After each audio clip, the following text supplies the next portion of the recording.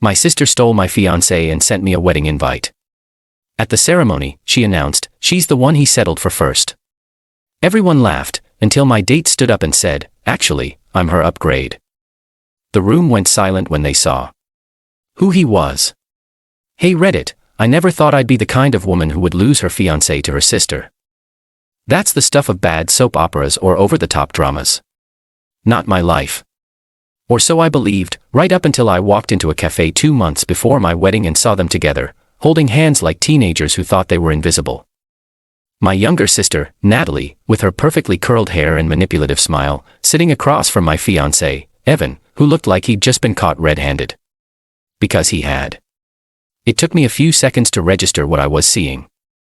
They didn't notice me at first. I had come in early from work, a rare thing, and decided to grab a coffee from the place Evan and I always used to frequent. But fate has a cruel sense of humor. When I finally walked up to their table, Evan jumped like a guilty schoolboy and Natalie had the audacity to look smug.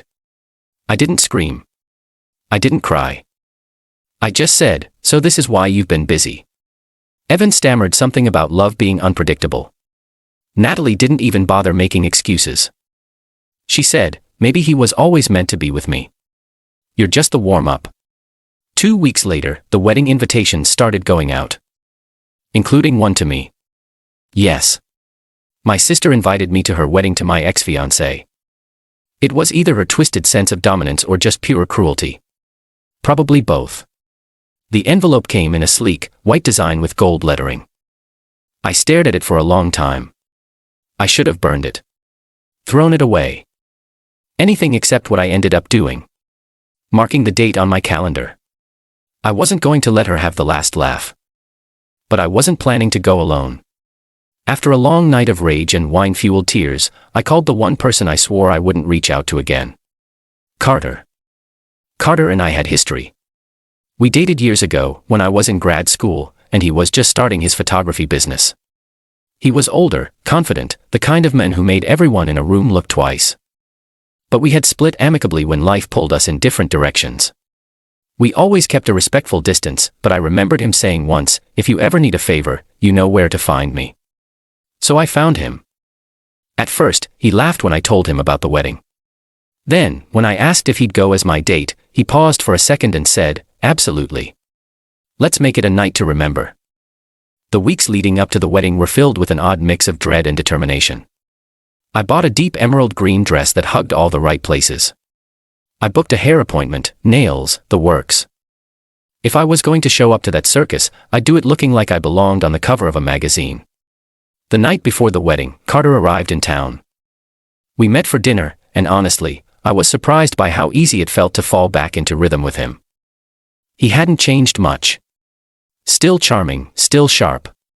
But this time, I saw him through different eyes, not as someone I'd loved once, but as someone who had never hurt me. That alone made him feel like a breath of fresh air. Then came the big day. The wedding was held at a luxury estate about 40 minutes outside the city, the kind of place with a long cobblestone driveway, fountains, and manicured gardens. I wore my emerald dress, paired with gold heels, and a quiet resolve. Carter wore a tailored black suit and an expression that said he was ready for battle. We arrived just as guests were taking their seats. Heads turned, whispers followed. I saw Natalie watching us from across the courtyard, her eyes narrowing ever so slightly. Evan looked pale. Good. I took my seat beside Carter, our hands lightly touching. My mother, who had remained painfully neutral through the entire fiasco, looked at me and mouthed, "Are you okay?" I nodded, though I'm not sure I meant it. Then came the part no one saw coming. As Natalie stood under the floral arch, practically glowing in her lace-drenched wedding gown, she took the microphone from the officiant. Everyone assumed it was just going to be a tearful thank you or something equally boring. Instead, she smiled sweetly and said, "Before we begin, I just want to acknowledge someone special in the crowd, my dear sister. You may not know this, but Evan was actually engaged to her first. She was his practice run. I guess I should thank her for letting me have the real thing. Guess she was the one he settled for first." Laughter bubbled through the crowd like poison. Some people looked uncomfortable. Others chuckled like it was all some big inside joke. I felt my heart squeeze in my chest, but I didn't flinch. That's when Carter stood up. Every eye in the courtyard turned to him. His voice, calm and rich, cut through the air. Actually, I'm her upgrade. A stunned silence fell over the ceremony. Some guests gasped. Others leaned forward, trying to recognize him. And then it happened, the shift. People started whispering. Someone in the back stood up with wide eyes. A woman gasped audibly.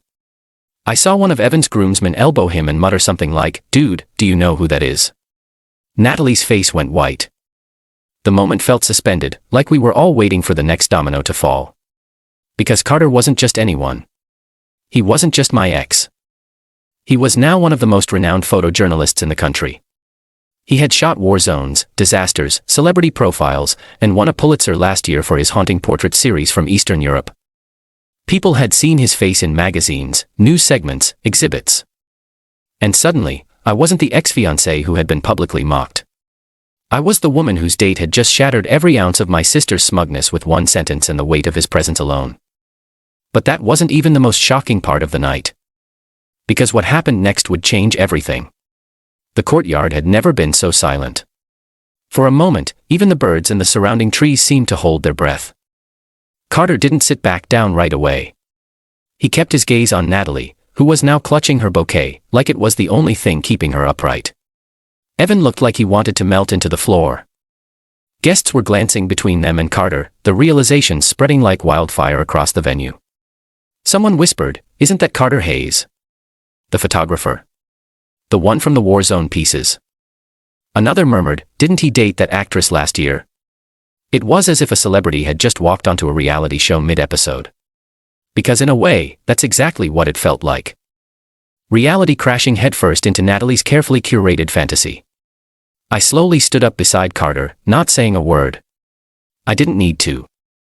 He had said enough, and the room, or rather, the garden full of chairs and peonies, had heard every syllable.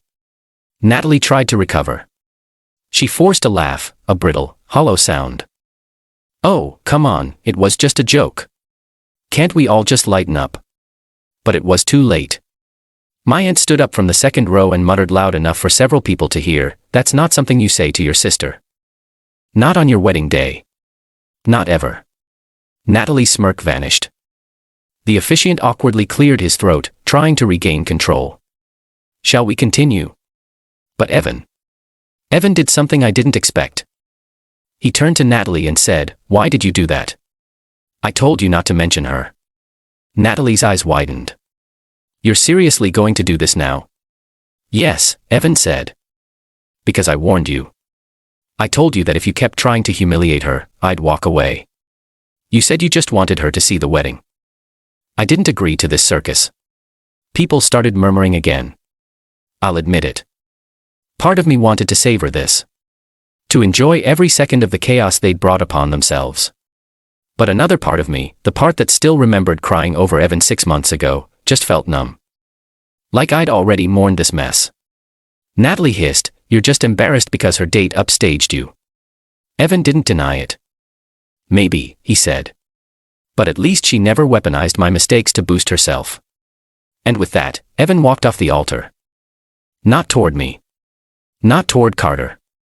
Just away.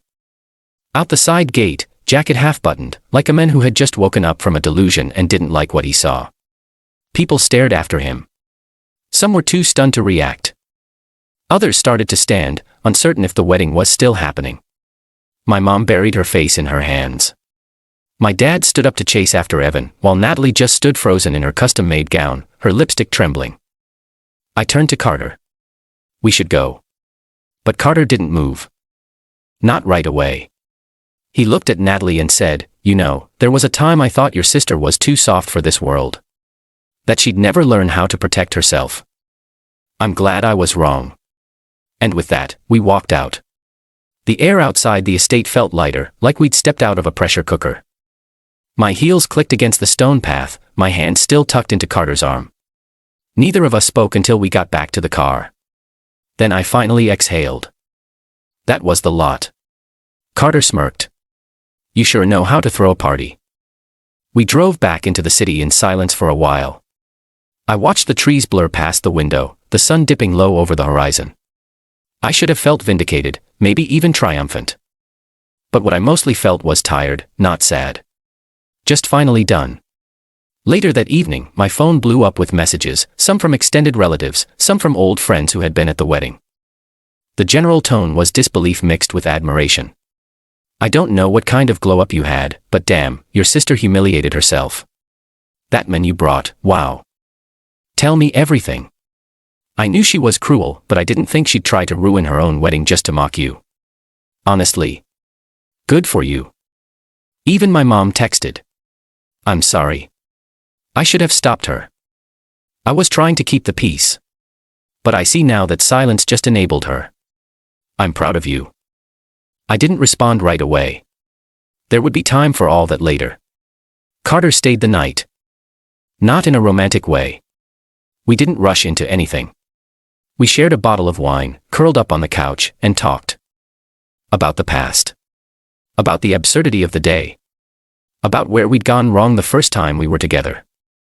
Turns out, sometimes timing really is everything. He stayed in town for a few more weeks after that. And gradually, what started as a favor turned into something else. Something more grounded. Real. No fairy tales, just honesty, long walks, shared dinners, and mutual respect. As for Natalie, the fallout from the wedding was swift. Half the guests left before the reception even began. Evan never came back. Word spread quickly that the groom had walked out mid-ceremony. Her social media, previously a shrine to curated perfection, went silent. Eventually, she posted some vague caption about betrayal and healing, but the damage was done. She tried to spin the story, of course. Claim I'd set her up, that Carter's appearance was some kind of trap. But no one really bought it. She'd crossed a line, and people finally saw her for who she was. A few months later, I found out through our cousin that Natalie had tried contacting Evan again, begging for another chance. He never responded. I don't know if Natalie will ever change. I hope she does.